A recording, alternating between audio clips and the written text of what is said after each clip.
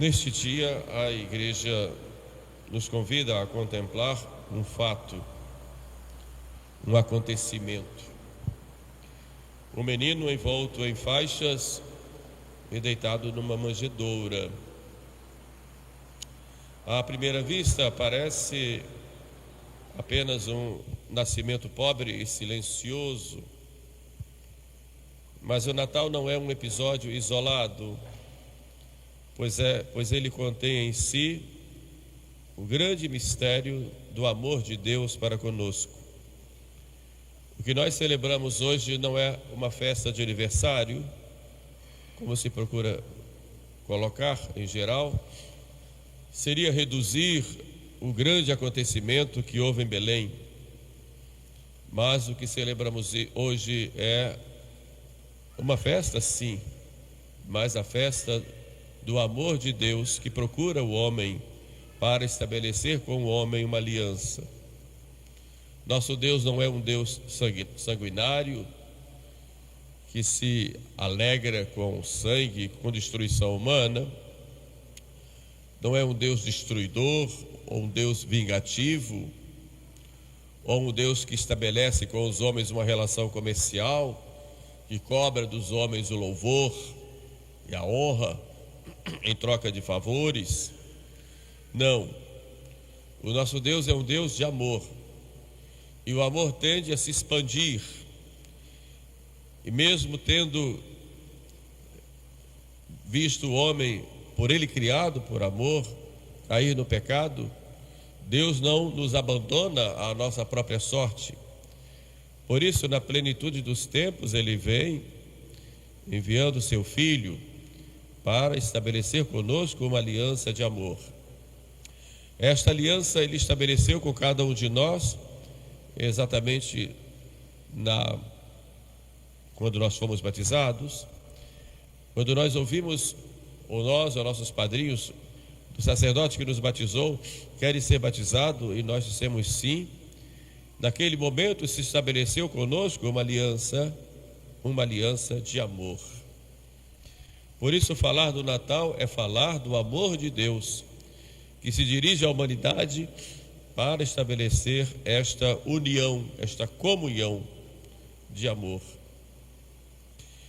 Por isso, o Natal está intimamente ligado à cruz, que é o maior sinal e é o auge da realização desse amor, e na Eucaristia, que continua manifestando esse amor até o fim dos séculos. O mesmo Cristo que nasce em Belém, nascerá sacramentalmente em cada altar. O mesmo corpo colocado na manjedoura será oferecido na cruz. É o início visível do sacrifício redentor que se consumará na cruz e que se perpetuará no altar que está ali no presépio. O mesmo sangue que corre de suas veias como menino será derramado por nós e nos dado na Eucaristia como bebida de salvação. Belém, Calvário e altar não são três mistérios separados, mas um único mistério de amor levado até o extremo, e levado ao extremo até o fim dos séculos. Por isso, nessa homilia, gostaria de refletir esses três pontos. Primeiro, o presépio, que já anuncia o sacrifício. Depois, o Calvário, onde se realiza esse sacrifício. E o altar, onde se perpetua este sacrifício do amor de Deus para conosco. O Evangelho nos mostra que o Filho de Deus nasce na pobreza. Não há palácio, não há conforto, não há honra humana. Ele é colocado numa manjedoura, o sinal claro de humildade e de abaixamento. Não nasce em Jerusalém. Onde estão ali os sacerdotes na gruta? Onde estão os escribas? Onde estão os doutores da lei? Onde está o grande rei Herodes? Não. Ali na gruta tem um casal, Maria e José. Segundo a tradição, um boi e um burro. E na hora de ir ao encontro deste nascimento, encontramos pastores. O Papa São Leão Magno dizia que a humildade do nascimento do Senhor é a instrução da nossa fé e a sua pobreza é a riqueza da nossa salvação. Belém nos ensina, Belém nos instrui, Belém nos mostra o que é mais importante na vida humana. Não são as riquezas, não são as glórias do mundo, não são os prazeres. Isto que a cultura moderna procura colocar como máximas, não é para nós. Belém nos ensina que nós vamos contra a cultura dominante, quando a cultura nos impõe o poder, o prazer e o dinheiro como razões para a vida. Não, tudo isso passa. Belém nos ensina que é na pobreza, na simplicidade, na humildade, no despreendimento das coisas do mundo que encontramos a verdadeira paz, a verdadeira alegria e a felicidade. Mas a quem Cristo quer conquistar? Onde ele quis nascer? Santo Afonso escreve: Jesus escolheu nascer pobre para conquistar os corações humildes e afastar os soberbos. Desde o primeiro instante de sua vida, Jesus começou a sofrer e a se oferecer por nós. E quem vai ao encontro de Jesus? A quem os céus anunciam esta boa nova? Eis que vos anuncio uma boa nova que será uma grande alegria para todo o povo. É que na cidade de Belém nasceu o Salvador, o Cristo, o Senhor. A quem são ditas essas palavras? Não ao Sinédrio, não ao templo de Jerusalém, com toda a sua majestade, não. Essas palavras são ditas aos pobres pastores, homens simples, desprezados pelo mundo, mas ricos de humildade. Não discutem, não exigem sinais, simplesmente admirados com aquela visão, dizem uns aos outros: vamos a Belém e vejamos o que o Senhor nos preparou. E como ouvimos no Evangelho de hoje, foram às pressas, correndo, porque quem encontra esse tesouro corre, quem encontra Cristo corre a seu encontro, quem encontra a alegria de estar com o Senhor deixa tudo. Vamos a Belém e vamos com pressa e vejamos o que o Senhor nos preparou. Hoje também Jesus quer nascer nos nossos corações. Hoje também a igreja nos apresenta Jesus Cristo, porque a nossa fé é a fé nele, porque a quem devemos amar, numa linguagem mais moderna, por quem nós devemos nos apaixonar e deixar tudo, porque vale a pena. Vale a pena. O mundo te eleva, o mundo te põe nas alturas, o mundo te louva, mas também te humilha. Quando tu não quiseres mais fazer o que o mundo te propõe, o mundo te derruba. Os prazeres do mundo dão sensações boas, uma felicidade aparente, fruto de fantasias, mas quando tu chegas à realidade, tu vês que não podes fazer mais nada e que aquilo tudo foi em vão. O mundo te oferece muitos bens, muito conforto, muitas facilidades, e é bom que nós as tenhamos, desde que saibamos usar bem, mas nada disso traz a verdadeira alegria. traz a verdadeira felicidade. Procuremos, por exemplo, nos melhores hospitais do Rio de Janeiro, ou nos melhores hospitais do mundo. Vamos àquelas camas, aqueles leitos, aquelas UTIs, com todos os aparelhos mais sofisticados, onde se gastam milhões para se manter. E o que é que nós vamos ver? Vamos ver pessoas iguais a nós, iguais, frágeis, vulneráveis, dependentes. Por quê?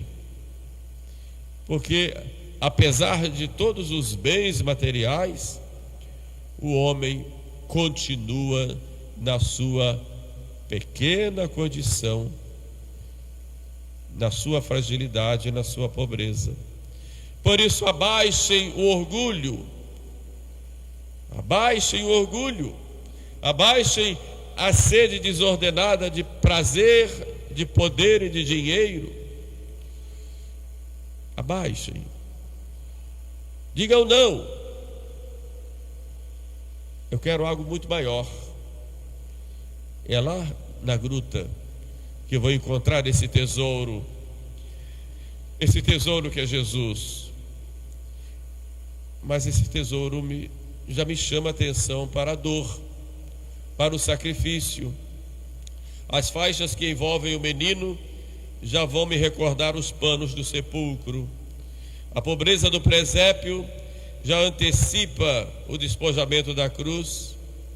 A madeira da manjedoura já me aponta para a madeira do Calvário. São Gregório de Nissa dizia: aquele que nasce envolto em faixas prepara-se para ser envolvido nos laços da morte, para libertar o homem da corrupção. Natal não é apenas ternura. Natal já é o início consciente da nossa redenção. Conta-se que São Francisco de Assis, ao preparar o primeiro presépio, chorava ao ver o menino Jesus deitado na palha. E quando lhe perguntavam o porquê, ele respondia: choro porque ele nasceu para morrer por mim. Então, o nascimento de Cristo, Belém e Calvário estão muito próximos. O menino de Belém nasce para ser Cordeiro de Deus. Os anjos cantam glória, mas esse canto ecoará anos depois no silêncio do Calvário. Lá no Horto das Oliveiras, nós temos um anjo não cantando, mas um anjo consolando. O presépio já contém o anúncio da cruz. As faixas que envolvem o menino lembram os panos do sepulcro. E no Natal, Cristo começa a sua oblação. No Calvário, ele consuma essa oblação. Mas é o mesmo amor, a mesma entrega, o mesmo Cordeiro. Maria Santíssima acompanha todo esse mistério. Ela que o oferece ao mundo em Belém, oferece-o novamente ao Pai aos pés da cruz. Maria acompanha sempre esse mistério. Em Belém, ela nos dá Jesus. Na cruz, ela dá Jesus ao Pai. E ela, como mãe, participa da dor de Jesus, participa da nossa redenção. Assim, Maria se torna o grande modelo de toda alma que quer receber e oferecer a Cristo. E Santo Agostinho exprime com muita profundidade: o mesmo Cristo que foi colocado na manjedoura, foi suspenso na cruz, nasceu para sofrer e sofreu para nos salvar. O mesmo corpo que foi nutrido pelo leite de Maria foi entregue pela salvação do mundo. No Natal, Deus se torna vulnerável. Na cruz, ele se torna obediente até a morte. mas em ambos os momentos o amor é o mesmo. O amor que se abaixa e que se inclina até nós. Ela, Maria, nos ensina que amar é entregar, mesmo quando dói. E como dói essa entrega tantas vezes. Porque nós vemos tanta gente afastada de Deus hoje, porque o homem se animalizou, foge da dor e busca o prazer. Foge da dor e busca o prazer. Não dá um sentido à dor. A dor tem um sentido? Não dá. Foge da dor e busca o prazer. E o Belém e Calvário nos mostram a grandeza do sacrifício, a grandeza do amor, que vai acima de toda dor, de todo prazer, que vai acima de todas as vicissitudes que podemos ter. É sempre o mesmo amor.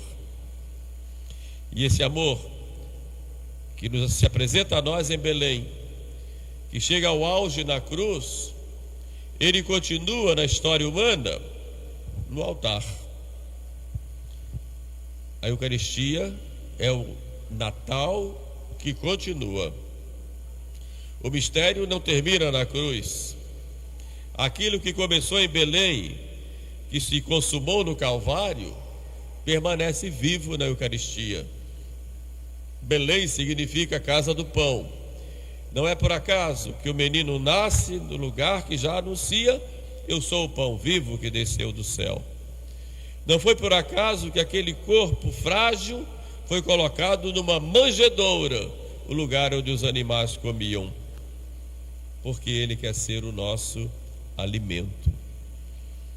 Alimento que nos dá vida, alimento que nos une a ele. Quem come a minha carne e bebe meu sangue, permanece em mim e eu nele. Ninguém tem maior amor, ele diz, do que aquele que dá a vida. E ele nos dá a vida. Nos deu a vida vindo ao mundo, nos deu a vida morrendo na cruz, e nos dá a sua vida cada vez que diante dele o recebemos na Eucaristia. São João Crisóstomo nos ensina: aquele que se deixou tocar na manjedoura, deixa-se tocar no altar. Aquele que foi visto pelos pastores é recebido hoje pelos fiéis. O mesmo Jesus. Na Eucaristia, Jesus continua a se fazer pequeno, silencioso, escondido sob as espécies de pão e de vinho. O Deus que não encontrou lugar na hospedaria continua esperando encontrar lugar nos nossos corações.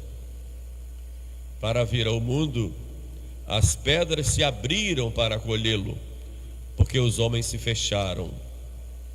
Hoje, quantos corações são de pedra que não se abrem para acolher Jesus?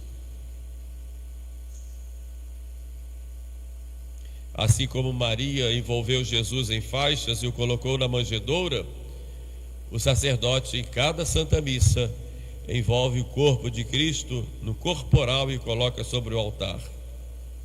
É o mesmo gesto de amor, repetido sacramentalmente.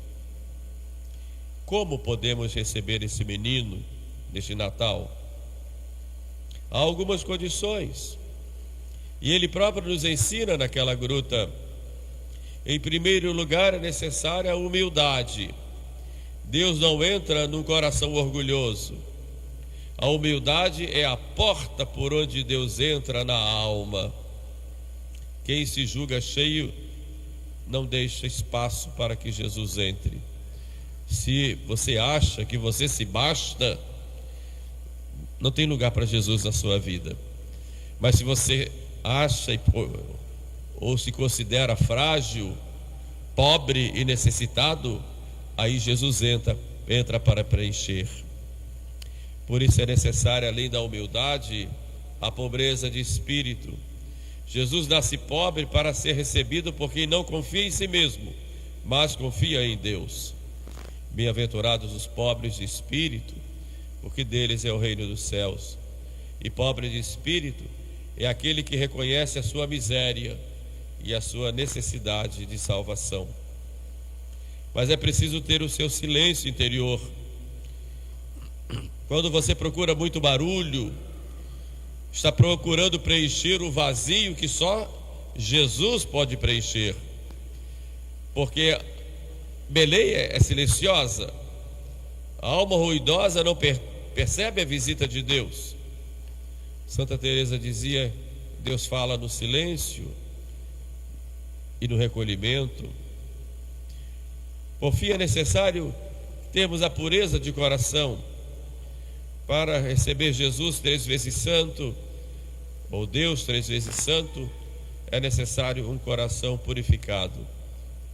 Por isso, é preciso se libertar daquelas amarras que impedem que recebamos a Jesus. Assim, o Natal será não apenas a celebração externa de uma mesa farta, com comidas, bebidas, com troca de presentes, mas o Natal será um verdadeiro nascimento de Jesus em nós, hoje e sempre. Belém, Calvário e altar. Que Maria Santíssima, Mãe do Verbo encarnado, a mulher eucarística, nos ensina a receber Jesus com fé, com humildade, com pureza, com simplicidade e, sobretudo, com muito amor, para que Ele encontre em nós uma morada viva. Louvado seja nosso Senhor Jesus Cristo.